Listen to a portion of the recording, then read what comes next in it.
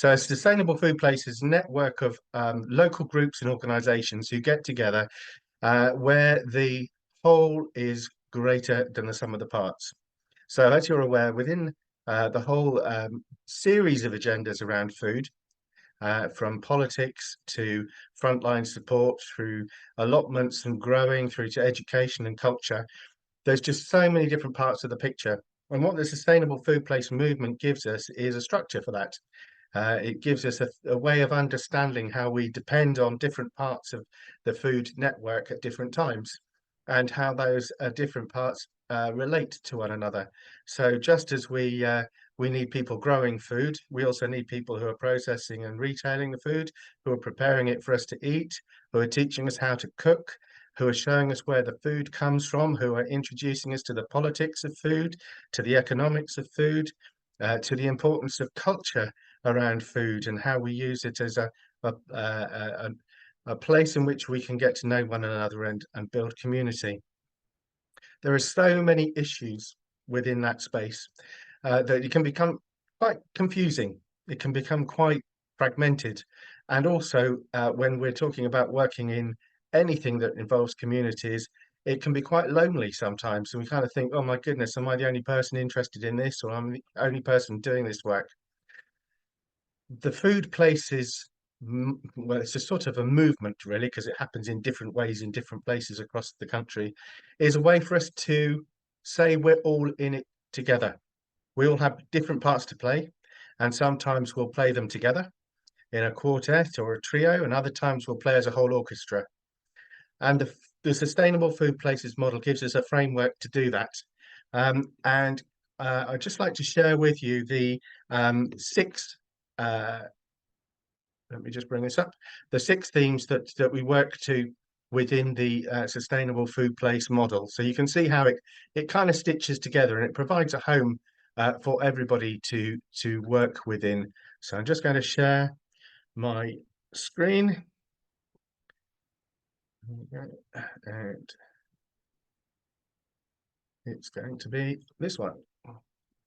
Share. So if you could just give me a wave or shout out to say that that's there. You can see that on the screen. So it says Food Resilience in Dorset, open Zoom event.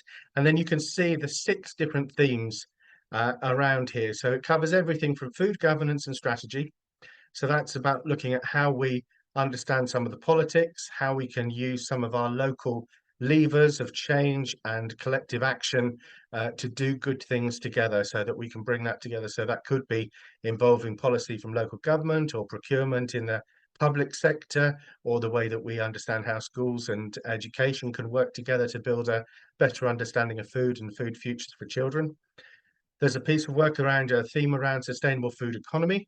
So that's about creating a vibrant community that is resilient and self-sustaining and is local and rich and diverse and supports the people who are involved in that from field to fork, all the way through the producers and the retailers and those that distribute food around our county.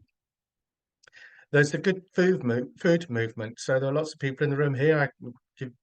I'm sure you'll be contributing a bit later, but in terms of looking at how we understand our responsibility as citizens in the whole labyrinth of issues around food, how do we understand the importance of reducing food waste, having a nutritious diet, how we understand the importance of the people that grow our food, and how we link together to make the most of the food that we have available in Dorset. There's a whole piece of work around catering and procurement. How do we get food that's grown in Dorset onto tables and into our stomachs ultimately in Dorset? Can we do more to be able to support the growers so that they can sell and provide food into our local food economy in Dorset? And there are some big questions in this space in terms of public sector procurement and in private sector procurement as well, to encourage that and to find ways to nurture that kind of rich tapestry of local producers and suppliers, and make sure that we can do as much as we can to bring them into connection with places that will use that. So whether that's pubs and restaurants, or whether it's hospitals and schools. There's a Food for the Planet theme as well, which is very much around the issue of kind of how food impacts on the climate and how we can build a much more sustainable responsible way of growing food in Dorset that tackles the climate and nature emergency and supports things and amplifies the work of regenerative, sustainable farming and deals with and tries to tackle the issues around food waste. And finally in here, and it's by no means the final one, it's about healthy food for all. And this is about the right to food and the fact that we have a need to, all of us to eat and to have access to healthy, nutritious food and to tackle some of the issues that relate to poverty, related ill health, and issues to do with the access that we have to food in our communities. So how can we make sure that people have access to a balanced diet, maybe a Dorset diet that is absolutely, suitable for us here in terms of seasonality, but also is accessible to us in terms of affordability and access physically. Can we actually get to the suppliers of food in our communities? Or are some of us missing out because we can't travel, because we don't have outlets for that food in our communities? So there's some quite big issues in this space that we can begin to tackle. And I'm just going to stop sharing my screen just for a moment. Stop share. Come back into the room. So those 6 themes give us an opportunity to kind of gather together and think about how we can work with one another within those themes, but also keep in mind the fact that there are other issues in the play here, and that from time to time we might want to look at what's going on in those different areas. And so for us, over the last couple of years, we've been working with colleagues at Dorset Can and with Bridport Food Matters, and many of you in the room today as well, to build up an understanding of what's going on within each of those themes. Some of you came along to the Dorset COP before Christmas in Bournemouth University, and we were starting to look at what ways we can work together, what things are going on across Dorset that are already tackling issues within these different 6 different themes, and to build a better understanding of what's going on, not just because we want to know what's going on and we're nosy, which there is a bit of that because there's some fascinating stuff going on, but how can we use that information to improve things? How can we make that change even more impactful? How can we support each other so that we can do more, be more resilient, be more sustainable, not just in our projects, but in ourselves? There's a fairly lonely furrow that many of us plough, I think, from time to time, where we think we're the only people doing this, or we're feeling, just that we're banging our head against a brick wall sometimes. And to have the connection to others across Dorset and a warm welcome, such as we have this evening, if you want to reach out and work with other people, is part of the mission of being part of a sustainable food place, whether that's at a town level or whether that's across the county. So we've been gathering together lots of information about what's going on across Dorset, and we're going to share some links in the chat as well, where you can find out what's going on within each of those silos and add your voice and your input to that if you wish.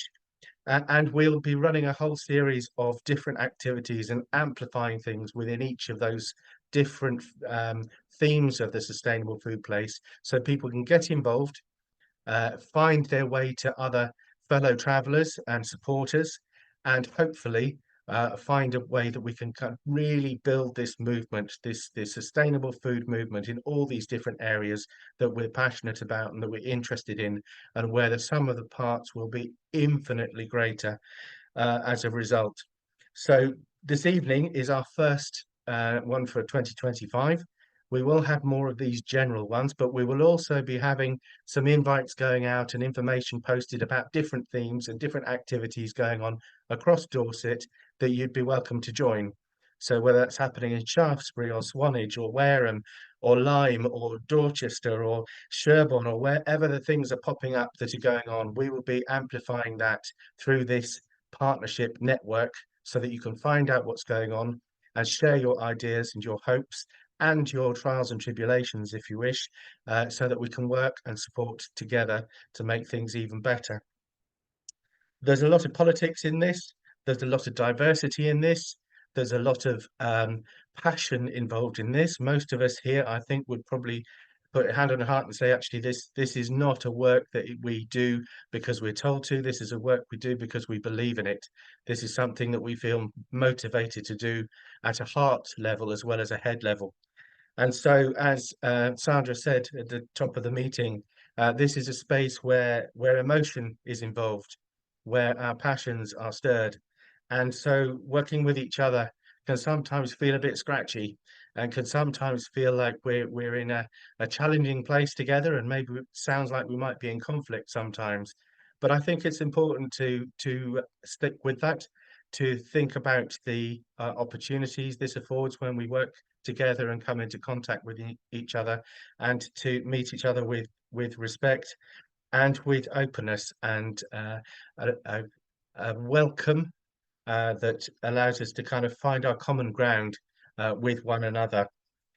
So it's with great pleasure that I'd like to kick off this evening's meeting, and to start us on our next stage of our journey in 2025 with the Sustainable Food Place movement, and to invite Candida to pick up the baton and talk about the work that's been going on within Bridport around Bridport Sustainable Food Place as well.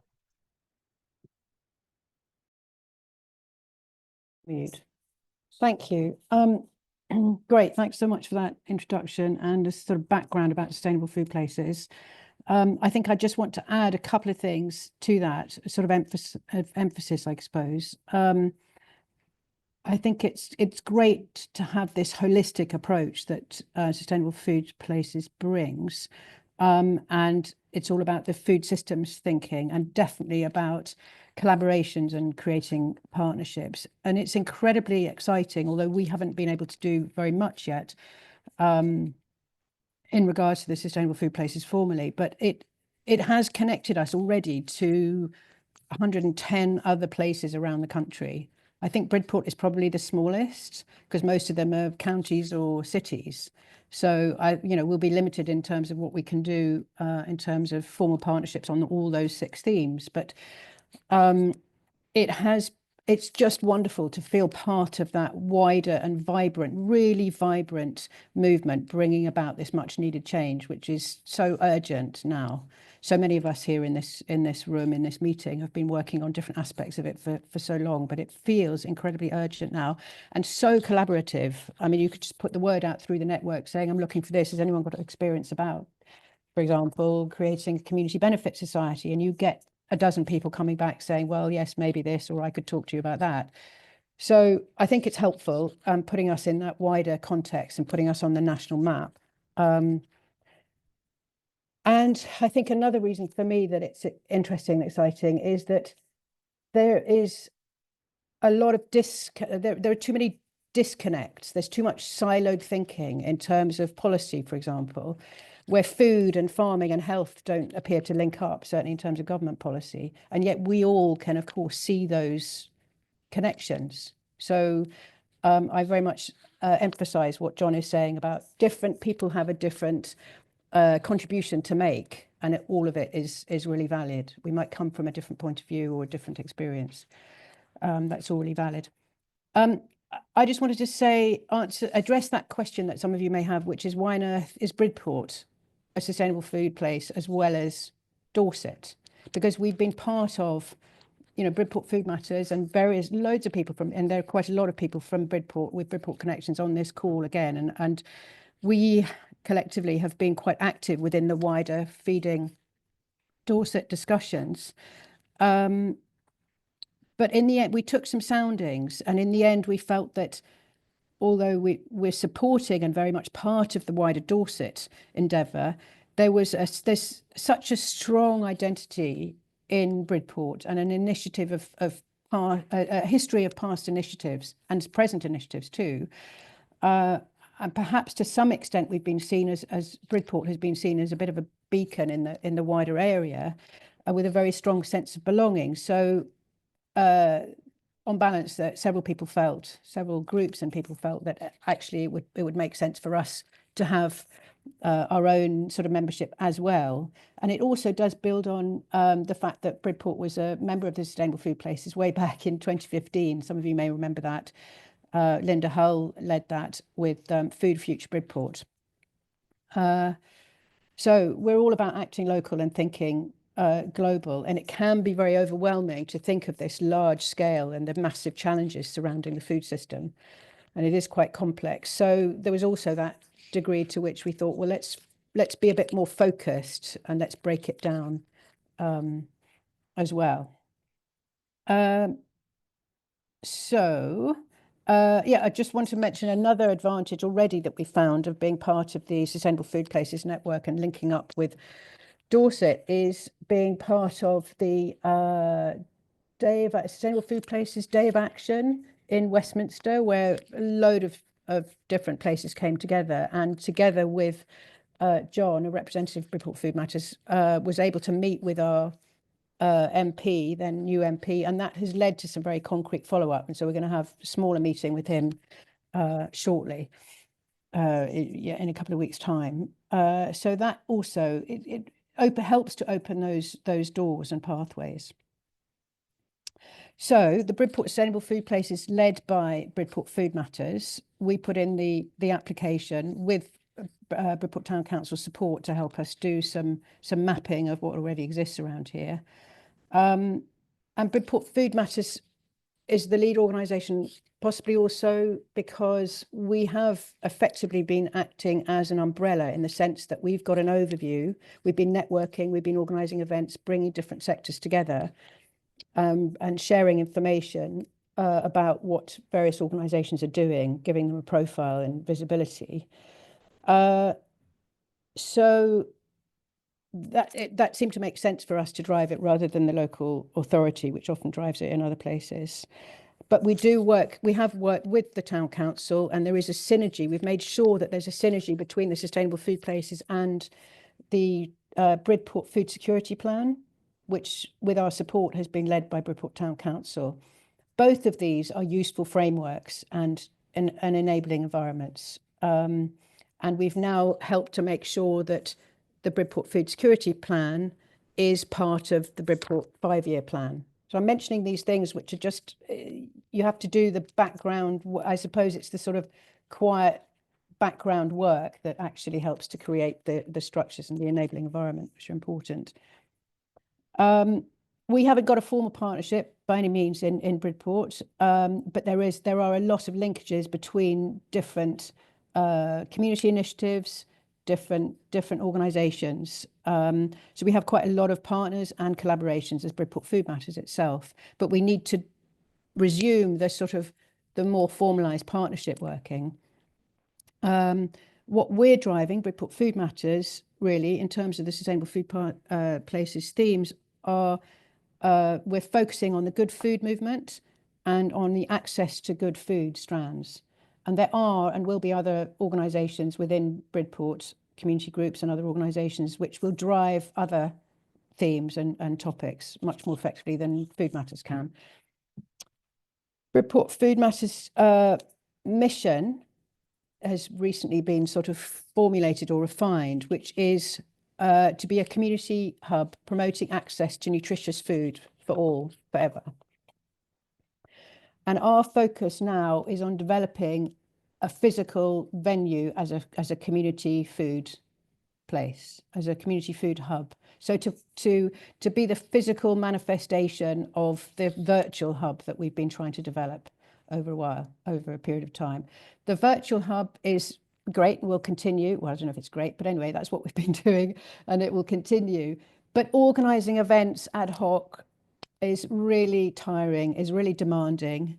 And what we felt was that there's a real, the gap that we wanted to fill was a physical place where people can come together, because it's great where we're all talking now on this Zoom call, but it's so much better when we can actually come together, and even better when we've got a permanent venue rather than ad hoc on and off meetings and gatherings. So I think we've become, it's hard to follow up the momentum if you've got ad hoc things. So we also feel, especially since COVID, that we need community. We all need community. We need to build our community resilience.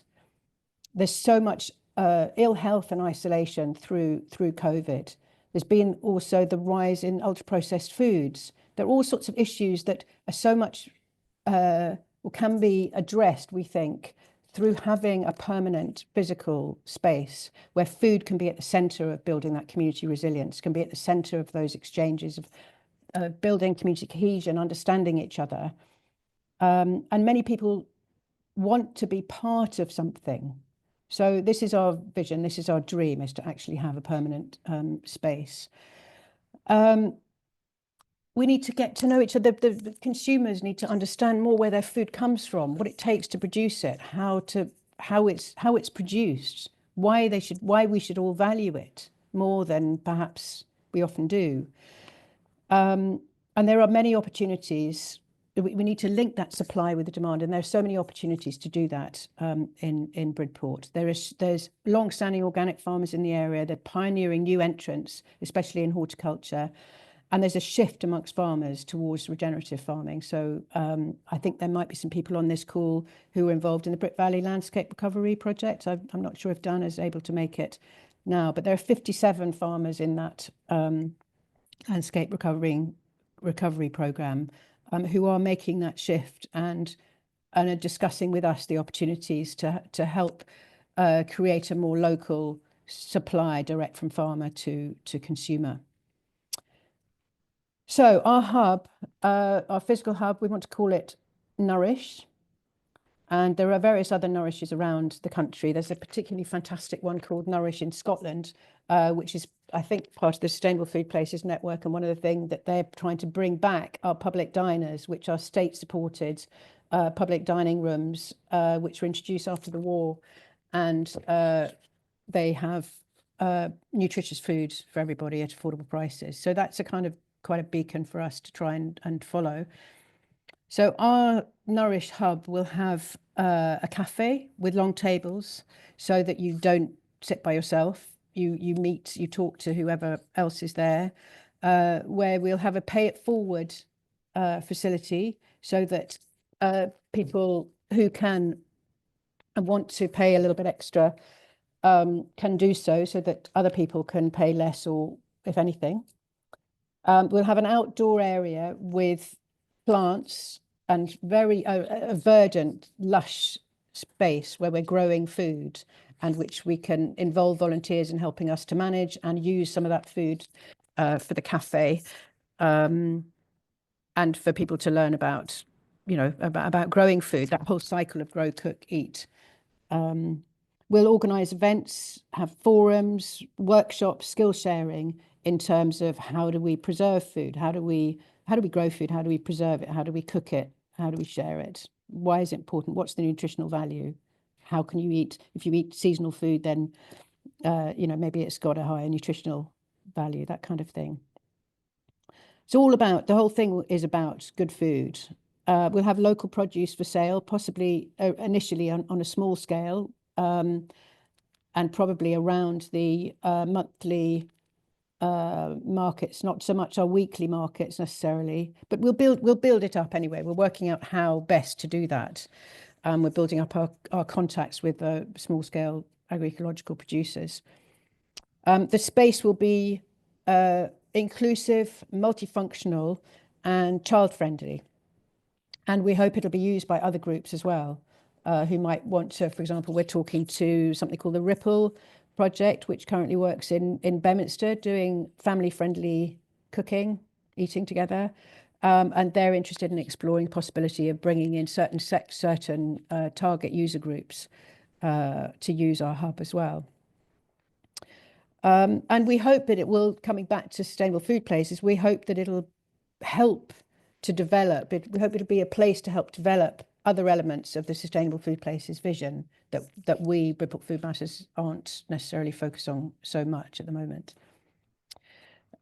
What we're doing at the moment is registering also as and let me just say, we're identifying a venue. We can't really talk about where it is at the moment because we're still in discussion, but we've been looking for a suitable venue for a very, very long time.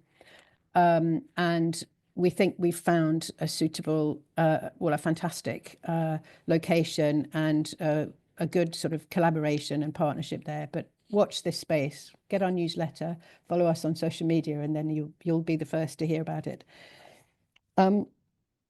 So we're also busily registering as a charitable community benefit society. So we're in that process at the moment, and that will mean that there's a membership for £1. Anyone can become a member for £1 if you share the values, the cooperative values, and then it'll also hopefully make it easier for us to raise funds through community share offers and that kind of thing. Not to be only reliant on grant funding, which, as we all know, is pretty tricky. We have got about a dozen. We've got a steering group of 7 or 8 people, and we've got an incredibly dedicated, we're all volunteers, we've got an incredibly dedicated group of about a dozen or a few more very active volunteers doing stuff, identifying the venue, working out the plans for it, how is it going to work, doing the costings, doing the business planning, as well as organising events ongoing through the year. And what we need, and what we all need, I think, is more of those committed, active volunteers. It is incredibly challenging. And as Jon says, this is all a work of passion. We understand how important it is to change the system, to increase access to nutritious food for so many reasons. So that's what we're doing. We're on the lookout for more people who are who'd be happy to be actively involved in a range of things. I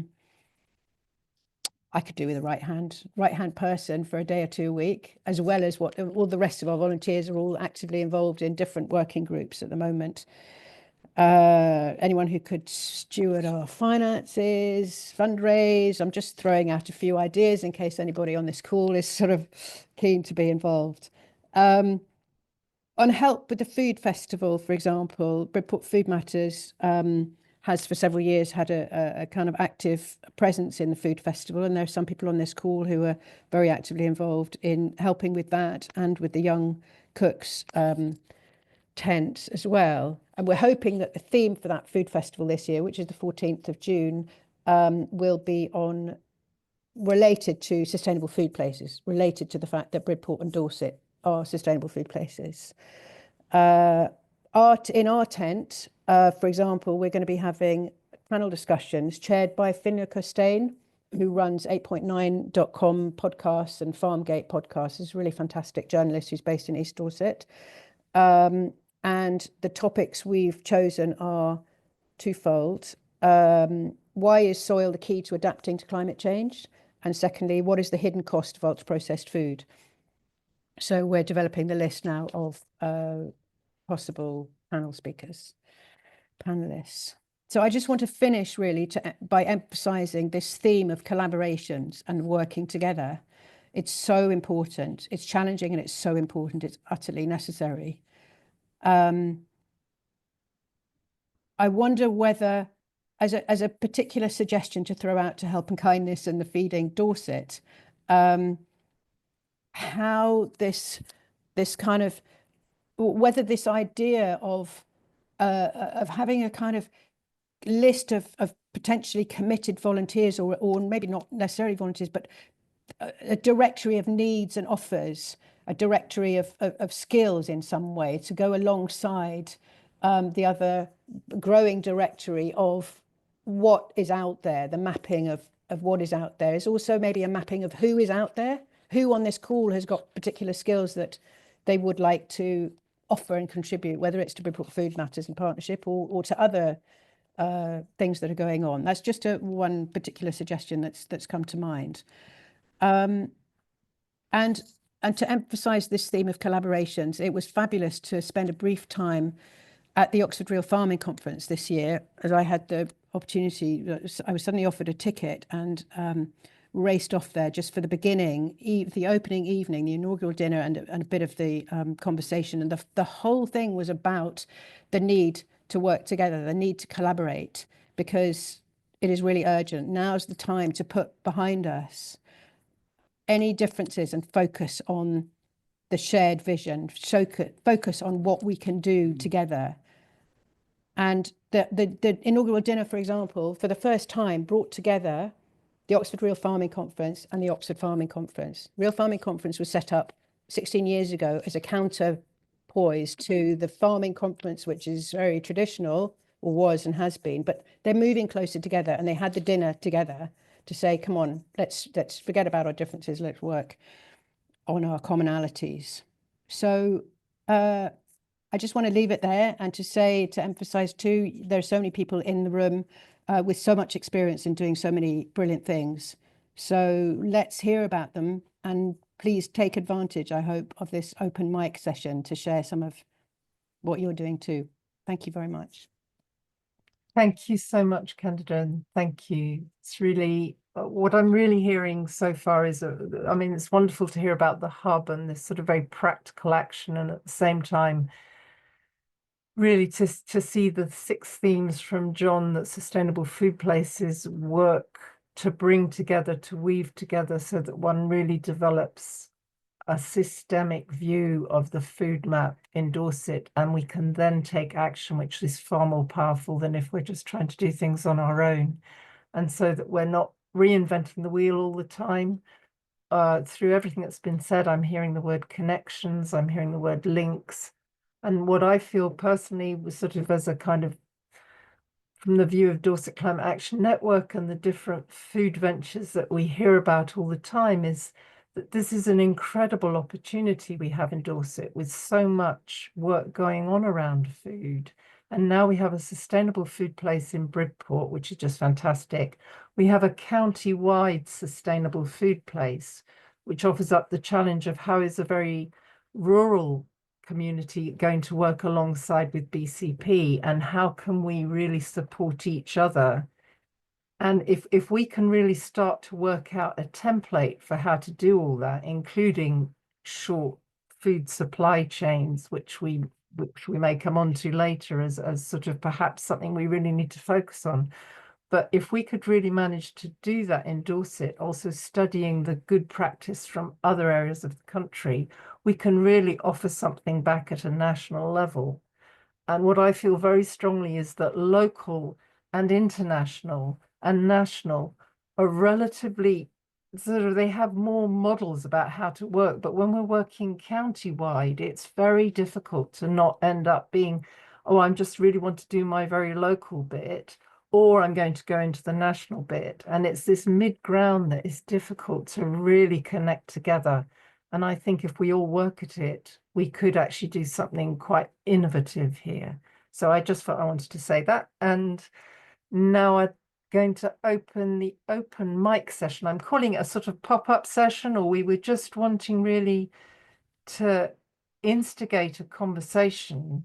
And so if there's anybody here working in any aspect of food culture in Dorset, anything at all, you'd be very welcome to have 1 or 2 minutes, and I shall keep it to that, to say where you are, what you do, what else could really help you thrive, particularly in the realm of links and connections, or what are the gaps? Let's look at where suddenly we're sort of held up because we don't know how to do the next bit. So if you are one of those people or one of those organizations and would like to introduce yourselves, please put a what's this thing called, a little hand up or wave. And are there any hands?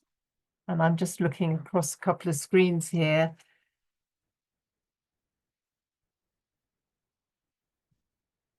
And we have 1 hand so far that I can see. So Rachel, the floor is yours. And then, oh, the person, yes, Rachel, good.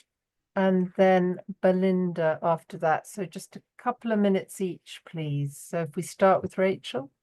Yes, good evening. Thank you very much, and wonderful to hear all the things that Candida's doing. I'm actually from the co-op.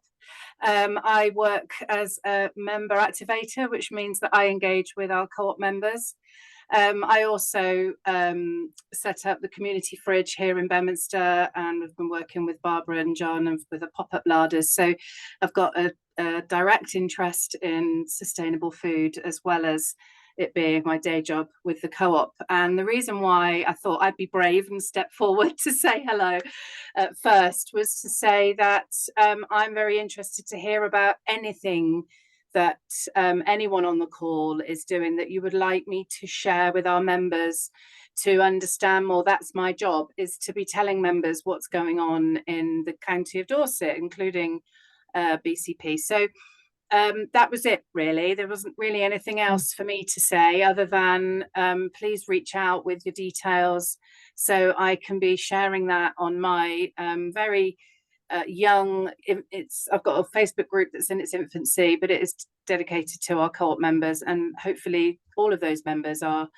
there and they're part of the co-op because they have the same values and beliefs with exactly what you're all talking about. So I'm hoping that I can link up with you all in various ways in the future. So that was it. That's all I wanted to say, and thank you very much. Rachel, that's fantastic. Thank you so much. And if you want to put your Facebook link in the chat, please do, or any other link that people could contact you on, that'd be fantastic. Thank you. I have put my email in there, so we can start off with that. That would be lovely. Great. So I will send the chat links out to everybody who's on this call afterwards, but do take a look at it as we're going by. So could we have Belinda a couple of minutes and then Liz? Hi, thanks everyone. I'm yeah, amazing. I haven't been able to come to some of your meetings so far because they were always on a night that we had council meetings. But I just wanted to say a couple of things. One, similar to Rachel, I'm involved in a national group that's trying to pull together kind of best practice and offer a support and resource hub, including weekly banter sessions, they call them, kind of informal presentations and question and answer sessions from anyone doing anything at a local level on climate and community action. So that's one thing. So if anyone would like me to amplify what you're doing through that national group, we are collecting case studies and examples. And then the other thing was just to say on the gaps, definitely I feel like in Lyme Regis and Charmouth, we've got a lot of amazing volunteers doing incredible things, but they are all quite separate. So I'm sure, I know that here we could, the sort of initiatives that Candida's been able to create in Bridport, I don't think we could replicate it, but we could get definitely a little bit closer with some help in kind of spotting the gaps and putting organisations together to talk to each other. So yeah, I'm just sort of asking if you would like to help us here. I'm worried about our volunteers burning out. Thank you, Belinda. John, would you like to say something to that? Just because I know you have a map online. Yeah, absolutely. I think it's a really important point, and I think, you know, we've got colleagues on the call here from Live Well on here as well. Sarah, I think is in which screen is she? Second screen. But doing some really important work in terms of providing support for volunteers. The Volunteer Centre Dorset and Can in the Bournemouth, Christchurch and Poole local authority area both provide that kind of practical support for volunteers. But I think there's also something about the cultural support and just knowing that we're not alone, and sometimes having a place to decompress and share the kind of the stresses and strains with others doing it is something that I think we probably all share a need for, and then you can kind of get back up and pick yourself up and carry on again for a bit longer. But yes, if there's any opportunities that you feel you'd like some support with connecting for that, or finding other local places to kind of plug into that, please do get in touch with us. And I'm sure Candida would be, you know, equally keen in terms of that local area support and sharing ideas around that too. Thanks very much, John. Sorry about that, Liz. Just thought it was important to bring that in. Liz, yeah. Thank you. Hi everyone, I'm Liz from the Friendly Food Club. It's my first meeting tonight, so thank you for inviting me in. So some of you may well have heard the Friendly Food Club, particularly from the Bridport area with our founder, Tony Gibbons. So we're continuing his good work, aiding and supporting people to learn to cook, but also delivering some healthy food education, sort of bridging the gap between where food comes from and delivering that directly to children, family, people of all ages and stages across Dorset. So I guess my contribution to this is we very much run on partnerships, and we very much sort of pride ourselves on working with community partners in specific areas to meet the specific needs of that community group or that community. So please, if you feel that if you're a grower or an allotment holder and looking for a way to help deliver what to do with your amazing produce, then maybe it's worth a chat with us, and we can go and seek some funding together to be able to get that food into the right place with the right skills to be able to cook it nicely. So I'll put our website in the chat in a sec, and yeah, lovely to hear from anyone.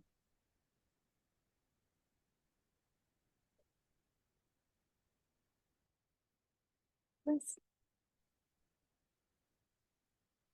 Have you got a question, Chris, or are you on next one in line? I was just going to introduce myself, if that was okay. Oh, I'm Chris. yeah, go for it. Is that all right? Yeah. Yes, please go for it. Carry on, Chris. Yeah. Thank you. I'm Chris Brady. I'm chair of Food for Thought Purbeck, and there are a few of my colleagues here. I can see Helen and I can see Luke, and we were set up with the help of Barbara and John from Help and Kindness, and we've got 2 mobile larders in Swanage. We support about 100 food insecure families every week, and what's quite interesting is the challenge of signposting some of our members to advice from, say, Citizens Advice or Dorset Council Housing Team. But one thing which really sort of made me prick up my ears was in Bridport, the link with the Town Council Food Security Plan. And our founding member, who can't appear tonight, Deborah Monkhouse, is a Swanage Town Councillor. It'd be really interesting to know how we might perhaps get the help of Swanage Town Council involved in a similar sort of work. And very, very inspiring hearing all that's going on. I mean, Bridport seems like a utopia, but some fantastic work here. And just to sort of say thanks to John and Barbara for all the support they've given us. We've got a healthy lot of volunteers, I have to say, about 24 really. So we're doing okay, but really sort of value any advice we can get about securing our food. And I particularly like the idea of linking in with people producing food in the locality. We have got some community gardens, and I think that would be an interesting development. So thank you very much for letting me speak. Thank you. Chris, thank you very much for those ideas, and also the link to the Bridport Food Security Plan has just gone in the chat if you don't have it. And I'd also like to just mention Tim Lang's recent talk on food security, which preempts his report for the National Preparedness Committee, I think it's called. I think Andrew put that link in the chat. It's a video well worth watching if you have the time. It's really brilliant in my view. So was there anybody else who wanted to do a pop-up about the work, however wide or local, or that they're involved with food? And if not, then I think what we'll do, just have a quick check on the screens here.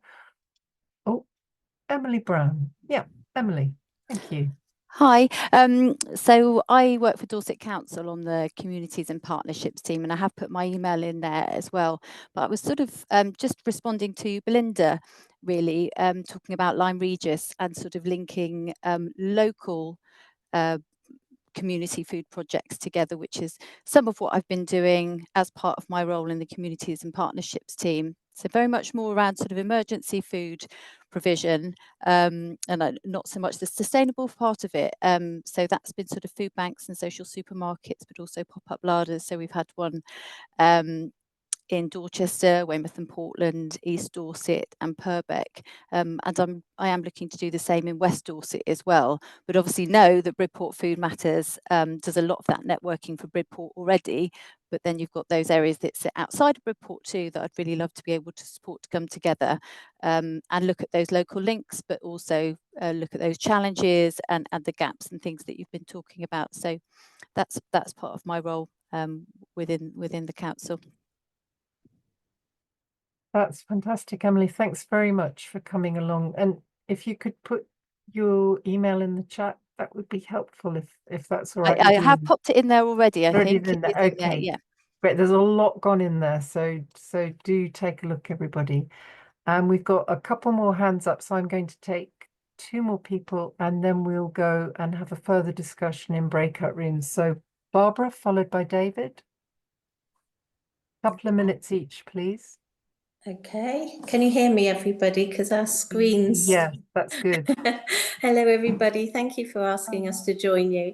My name is Barbara Cousins from the Love Local Trust Local Food Label, and my husband James is with me. He's the local farmer. We are publicans as well, so we have a lot of knowledge of food and farming between us. In 2018, we set up our own food label to tackle the corruption of the supermarkets, to try and educate people what is grown in their own county, so that we're not getting the corruption and the dishonesty.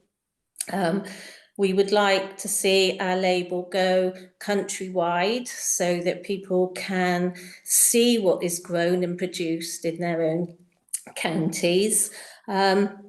But it is about trying to achieve better education, get the supermarkets more involved to support local farmers and growers. We would like to see what is happening in Europe, where supermarkets put a percentage of local produce on the supermarket shelves. We would like to see, obviously, more celebration of what farmers are doing, like the Americans embrace Thanksgiving. Why can't we? Let's get people back to their roots to celebrate what real food and farming is all about. So that's what we do at Love Local. Okay. Thank you very much. I was muted. Thanks very much for your contribution. David, would you like to introduce your work, and then Sarah? Thank you. I'm the chair of trustees of Sherburn Food Bank, and we cover about 78 square miles in South Somerset and North Dorset. And just following on from Barbara, just an initiative, nothing to do with us, but thanks to a local supermarket in Stallbridge called Dykes, they've come up with a fantastic scheme.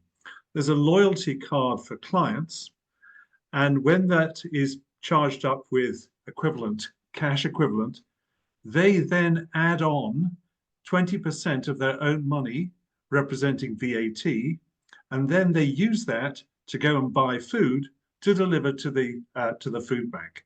Absolutely fantastic idea of how you can engage, as well as alongside, we've got about 5 supermarkets who've got grab bag racks. Here it is, here's what we want, £3.50, £4.50, already filled with what we want. I must say I'm very impressed with our supermarkets, including the Co-op that we've already seen here. But just, I think it's a great initiative. Second thing I might just say is I've been drawing a circle, as everybody's talking, between supply and demand. And the idea of the Bridport hub, so to speak, of pulling all these people together and matching all up, I think is fantastic. It can be virtual, doesn't have to be physical, probably never would be. But I think that matching up of demand and supply, and also you'll forgive me maybe for being a little cynical, but it is the case that large corporates need to show CSR, ESG, delivery to the community. So are they prepared to contribute? And also the idea of, if you like, getting even food wholesalers engaged in supporting the supply of food and availability. So just nothing to do with us generating it, but I just think that's a fantastic inspiration from the supermarkets themselves. Thank you. Thank you very much, David. And that really gives us some ideas about the contribution of supermarkets in particular, and wonderful loyalty scheme idea as well. So thank you.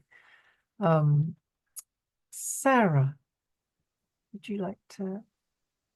Yes, hello. I'm part of Bridport Food Matters, and I guess I call myself a practical person, and so I am quite involved with this new actual hub. And what's a bit scary about doing these things is it's actually an enormous task to take an existing completely different kind of space and outdoors and turn it into reality. So I'm really asking if there are people who are nearby or in Bridport who could actually help us in finding things like basic cafe furniture, large planters that could go outside, maybe having skills of painting and decorating, or just being a very friendly person who maybe would work in a cafe. And I think particularly as well is skillful for finding like Barbara was talking about, you know, supplies of food, you know, that is not the supermarket. I also work on a glut stall in Bridport, and we appreciate the stuff we get from the supermarket, but every time we have to rip out a load of packaging and present it like a market stall. That is something else we hope to have, is market stalls. And so, you know, we want practical people who might like to just in the next month or 2 months or 3 months come and actually make a team of people to make a difference. And we always promise to make it a pleasant experience, and of course give you refreshments of some kind. Thank you, Sarah. Thanks very much. So we've heard a lot of different aspects so far this evening, and I'd like to be able to have smaller conversations. So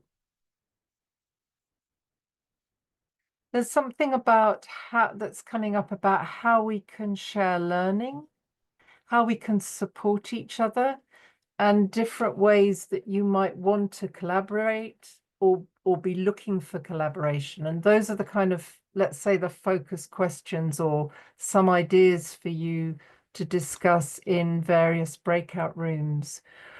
I've created 6 breakout rooms which represent the themes that you saw during Jon's talk. And you are welcome to join any of those rooms. It'll be interesting for us to see if any of the rooms stays empty. And you can also travel from one room to another as you wish. So if you feel that your work or your interest spans 2 or 3 different aspects, when I put the breakout rooms up, you'll see the titles. Please just go into one of them and start chatting with whoever's there about that particular theme, and also about whether there are gaps that you're aware of, or how you might be able to support each other, or what the links might be, how you can learn from each other, just in the conversation, really. It doesn't need to be more than that. The breakout rooms will be open for around 15 minutes once I open them. And as I say, you're welcome to visit 1 or 2 of them. Please decide when you get to a breakout room who will be the scribe for that room, and if that person could be willing to stay in that room to jot down any ideas that we're going to bring back to the whole community, and that we can then make a summary of after this meeting for the future. And that will take us into the next steps that we need to take that will contribute to that. So I hope that's clear for everybody, and I hope it's going to work. Here are the breakout rooms. go into the one that you fancy. If you run into any problems, just stay and ask me, and fingers crossed. Back, welcome back. Yes, welcome back. I think everybody made it. Congratulations. So the brief report from myself is that Healthy Food for All won the competition with the most number of participants. And that was followed closely by Food for the Planet, who followed up with 8 people there most of the time, followed by the Good Food Movement, followed by Sustainable Food Economy. Very, very quiet were Governance and Procurement, i.e. 0 participants. So that in itself is quite interesting, I think. It's a sort of inadvertent poll. So what would be lovely if I could just ask each of the 4 groups that were there, maybe in order of numbers, if you could just share, we've just got about 10 minutes left. So if you could share a few key points from your chat together, and then I would ask Jon to round up the evening for us, and we'll finish at 1:45. So was there a happy scribe for the Healthy Food for All group? Anybody? Yes, Rebecca. I took that Yay. volunteer role. So a lovely, lively discussion. So we started by Jeff sharing some academic projects that he's working on, and hopefully we'll get some findings from a European funded project that's actually looking at what consumers want from their local suppliers, and perhaps some lessons that can be learned for us here in the UK. A new project coming up looking at forgotten foods and food memories that ultimately could then help people to cook better. We then moved on and touched on the importance of education with children, and how the food industry is quite overwhelming, and there's a disconnect with what children perhaps see and identify as food, and obviously various projects that help with that. So obviously Liz's Friendly Food Club, the Real Food Rebellion was another project that was mentioned. A point that I mentioned is about the locality, the differences in being more rural to BCP, but I was reassured, I believe it's Anna and your colleague, sorry, I can't see your name, but work for the Dorset Council, work closely with Daisy Carr. So obviously certain people aren't on this call today, but it's great to hear that there are those conversations happening. A brilliant point was brought up by Sue, just querying whether at planning level for people, whether the growing of food, how important that is when town planning occurs. And Anna, who works with the public health department in Purbeck, is going to go away and have a look into that. And then Chris, who I believe is in Swanage, just expressed some concerns about the contents of food boxes and parcels when you're actually home insecure as well, and how you actually can translate that into healthy food. How do you cook it if you don't have those facilities? So another area to consider, perhaps, you know, and there's certainly people in bed and breakfast that experience this as well. You know, if you don't have that cooking equipment, how do you cook yourself nutritious food? So yeah, some various points that we dived around. Wonderful, Becky. Thanks ever so much. That's fantastic. So already stimulus for everybody on that call and for us. Somebody from Food for the Planet. Is there someone in that group who'd be willing to share key points, or who was asked to? Have they all disappeared? Anybody got any? Yeah, Was that what ours was called? I think it is, Belinda. Okay. Yeah. Have you got a few key points there for us? Was trying to scribble everything down. So yeah, we had a discussion about whether or not there's any point in waiting for government. And although they're doing some good things, like I mentioned, they've banned the neonicotinoids in the sugar beet industry this week. But I think we do all feel generally that we need to do a lot more locally and not wait for government.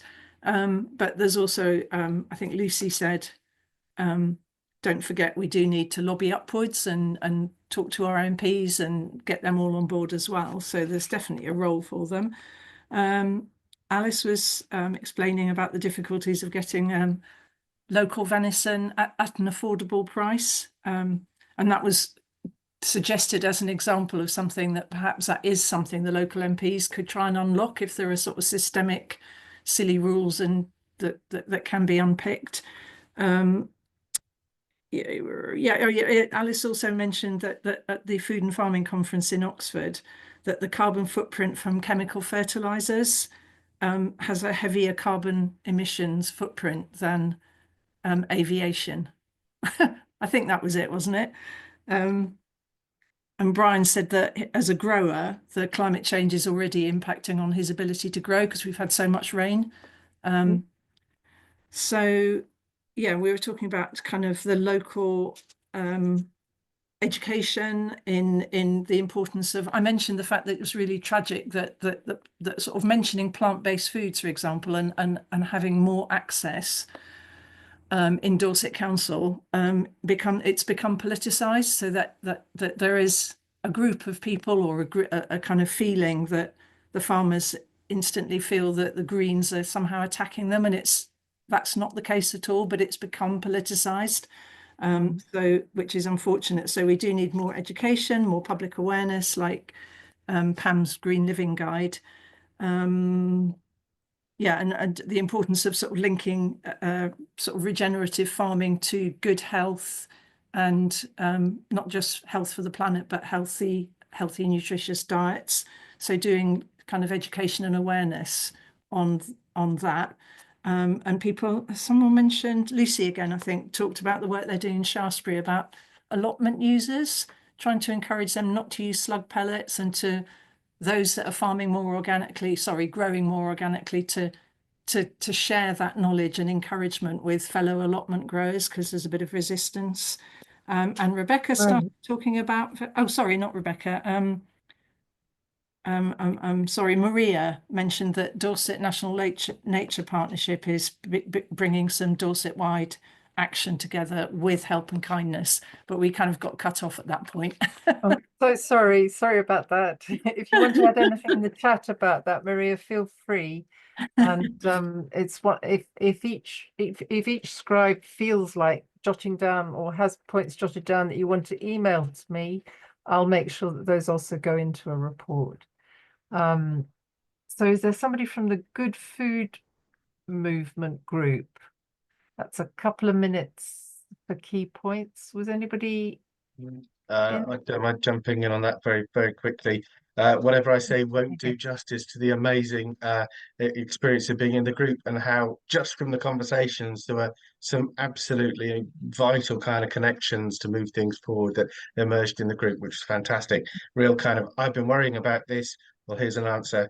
So there are all sorts of things to do with looking at how we can bring together, again, connecting people together around different pieces of work, looking at getting people talking across the kind of political, town councils and so on, the inspiration from Bridport to do that, the conversations around how to increase people's engagement with the local emergency and affordable food projects, and how to make that easier. And again, Rachel from the Co-op was able to suggest some ideas on that. Also harnessing the power of the very hyper-local growers. The allotments were mentioned again, about how that can be done at a really small level of working in small hamlets and villages to support that small hamlet and village, rather than sending the food off to other things, but actually trying to find engineering to make that happen locally. And again, the answers were coming through in that conversation. But I think the big thing was just how much richness there was, even though we weren't the top group in terms of numbers, just how much stuff we actually did cover in that conversation. And I think that that kind of desire to kind of keep those conversations running, and for looking at other things that people are working on that we just ran out of time to discuss. Right. Fantastic, John. Thank you so much. I can hear the excitement in your voice, and that's fantastic. So if there's somebody from the sustainable food economy, 3 people were there. Would somebody like to share key points from that group, or a couple of points? Well, Hello, hi, Hello, Barbara Bob. Cousins again. Hello. It was we were all singing off the same page. Obviously, we need to get schools and the NHS and you know, local foods all together, get people cooking again, more education definitely for schools, get the young children to teach their parents how to cook again. You know, they don't know how to peel a potato or a carrot anymore. Going back to the lady that mentioned getting cheap venison, I know for a fact that farmers sometimes don't know where to put their venison from their farm. There's an abundance and they don't know where to sell it. So the connections are so important, and I can't highlight enough about how, you know, everybody is so disconnected. We need to connect. Thank you very much. That sounds like a good sentence to close those summaries on. And just to say, although nobody went to governance and strategy or catering and procurement groups, except Andrew, who went quietly to sit in one of them, that I can already hear that some of those topics have been covered in all the other groups, and that's just an indicator of how intertwined and interwoven these themes are. There's something just gone up on the chat about from Maria about the Dorset Local Nature Partnership, where there'll be continued conversations about food. So do take a look at that link. And Jon, could I hand over to you, and there's around 7 minutes to close this evening's conversation. Just before you do, can I also just do a quick pitch for Dorset Climate Action Network and invite anybody who isn't a member, please join. I'll put the link in the chat. It's free to join. We welcome donations, but please do join so that you can there's all kinds of different areas that we network on, and we have our own projects. I'm sure most of you are now familiar with us, but please do join if you can. It will always help us to do better and more thorough work. So thank you. And Jon, I'll hand over to you to close. Thanks, Sandra, and thanks to everybody who's participated this evening. As Sandra said, I'm getting quite wildly over enthusiastic now about what's going on in the room. The conversations that have been had this evening, the people, you know, and the stories that you brought with you are endlessly inspiring. But I think there was a challenge in one of our earlier conversations back in October, September last year, when we were discussing the development of a sustainable food place. And there's a wonderful woman in Dorchester here, and she said to me afterwards, she said, "Jon, it's all very well talking, but what are we going to do about it?" And I thought, actually, yeah, she's absolutely right. And whilst I don't think it's binary, I don't think we just need to talk or we just need to do. We need to have a bit of a space to have a bit of thinking time and reflection in action. She was absolutely right, and I think that you know, from these conversations, it becomes abundantly clear that we can see how we can be mobilised and motivated to do more things, how to join up. And what is extremely exciting, I think, from this is the spectrum of involvement and the allies that we have across this whole panoply of themes in the Sustainable Food Places framework. We have our academics here. To call you solely academics is a huge underrepresentation of what you bring to this work. And similarly, for those people that are involved in the emergency and affordable food side or the education side, we're all far more than those things. And it's really wonderful, I think, to have that opportunity for us to reflect on the big picture and to see how this bit of our work fits with that bit of your work. As a follow-up from this event, we'll be circulating some summary information and the contact details of the people who participated today, and the links that have been shared in the chat to the various resources you might be interested in. We're very happy to amplify and share anything else you'd like us to put in there. So if you go away after this evening and think, oh, actually, this would be really handy, just pitch it in, send it to Sandra or to Barbara and myself at Help and Kindness or Candida, and we'll make sure that that kind of gets woven into our post event correspondence. But there is also a huge amount of work into bringing together the ideas and inspiration that we've shared tonight, those questions that we're wrestling with, where we're looking for advice or ideas from others. We can pitch those out, hold that space where you can share and find one another and look for those pieces of common ground. And also, I'm very, very taken by that idea that we have a list of allies that we can call on if we need a bit of help with this or that, or I need some help presenting some data. Who's got some information about, food poverty in this area? Who's got some information about the cost of a nutritious diet? How are we going to tie in our work with the universal credit affordable food ideas and discussions? What are we going to do about the European directive?